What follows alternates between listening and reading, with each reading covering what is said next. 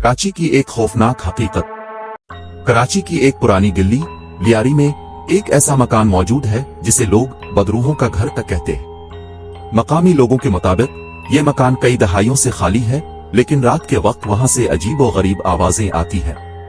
कुछ लोगों का कहना है कि वो वहां सफेद सायों को हरकत करते हुए देख चुके हैं। ये मकान कभी एक खुशहाल खानदान का था, लेकिन एक रात अचानक पूरा खानदान गायब हो गया। कोई नहीं जानता कि उनके साथ क्या हुआ, लेकिन इसके बाद से इस घर में जो भी रहने आया तो पागल हो गया या कुछ ही दिनों में पुरस्कार तौर पर गायब हो गया। एक रात इलाके के दो नौजवान दोस्त आतिफ और अदील इस घर की हकीकत जानने के लिए वहां गए। मकामी लोगों ने उन्हें रोका, लेकिन वो नहीं माने।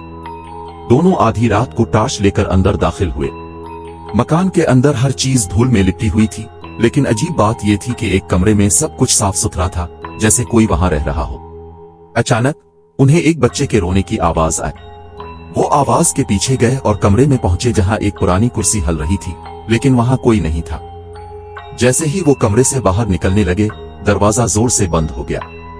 दोनों खौफजदा हो गए और दरवाजा खोलने की कोशिश की, लेकिन वो नहीं खुला। तभी अदील ने देखा कि एक सफेद साया उनकी तरफ बढ़ रहा है। वो साया आहिस्ता आहिस्ता एक औरत की शक्ल में बदल गया, जिसकी आंखें सियाह थीं और चेहरे पर अजीब मुस्कुराहट थी। उसने दोनों की तरफ इशारा किया और कहा, यहाँ आने की हिम्मत कैसे की? आतिफ और अदील चीखते हुए दरवाजे को जोर जोर से धकेलने लगे। अचानक दरवाजा खुला और दोनों बाहर भाग निकले। जब वो लोगों को सब कुछ बताने वापस आए तो किसी ने उनकी बात पर यकीन नहीं किया। लेकिन अगले दिन आतिफ की तबीयत खराब होने लगी और चंद दिनों में वो शदीद बुखार से इंतकाल कर गया।